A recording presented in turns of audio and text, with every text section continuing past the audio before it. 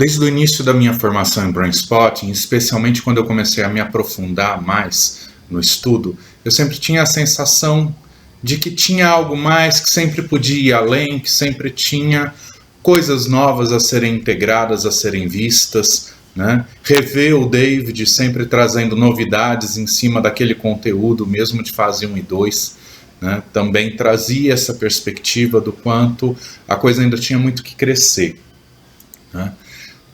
Dando as formações, eu comecei a perceber o quanto isso fica ainda mais distante, né?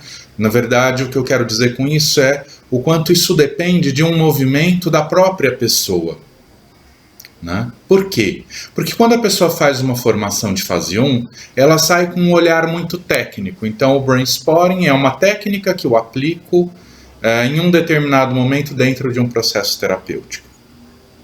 E que de fato é o que é possível com fase 1, mas não é o que o Brain Spotting tem de melhor a oferecer.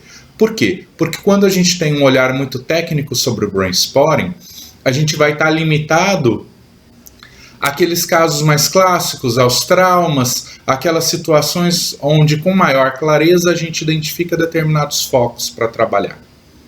Mas quando a gente expande esse olhar, fase 2 traz um pouco isso, mas mesmo fase 3 e 4 com o David ainda são limitadas nesse sentido. Talvez o grande salto que o David dê nesse sentido do manejo mais clínico seja o intensivo e o masterclass, onde ele trabalha principalmente a perspectiva clínica, do manejo clínico de Brain Spotting.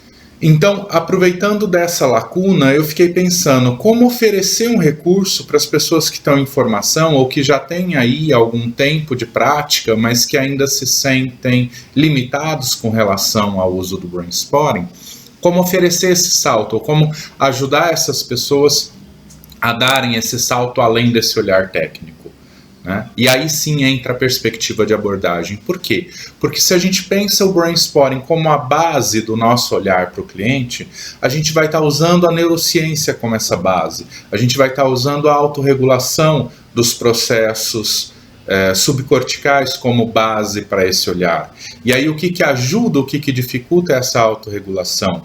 O que potencializa esses processos internos do cérebro, o que dificulta? Que tipo de recurso a gente oferece ou não para colocar aquela pessoa nesse caminho de uma melhor homeostase? Essa é talvez o ponto, a linha condutora ali. Então, trabalhando a partir disso, que eu quero oferecer essa experiência desse pensar o Brain Spotting enquanto condução do processo, não enquanto um manejo que eu insiro ou não dentro do processo. E como eu posso costurar, então, esse manejo, né, e esse olhar de base com toda a minha história clínica, com todo o meu aparato e com toda a minha experiência. Esse é o grande pulo, conseguir integrar o Brain Spotting numa perspectiva profunda com a história clínica de cada um, e dentro daquela fala do David, cada um faz Brain Spotting da sua própria forma, porque se fizer como ele, deixou de fazer Brain Spotting. Então essa integração é essencial, e esse olhar ampliado, ele é muito importante para potencializar esse processo integrativo que vai nos levar a resultados mais expandidos do Brain Spotting na prática clínica. Então esse é o convite aqui para o curso. Verifica aí embaixo o link, né, para inscrição. Vai ser a primeira turma agora no feriado de finados em São Paulo.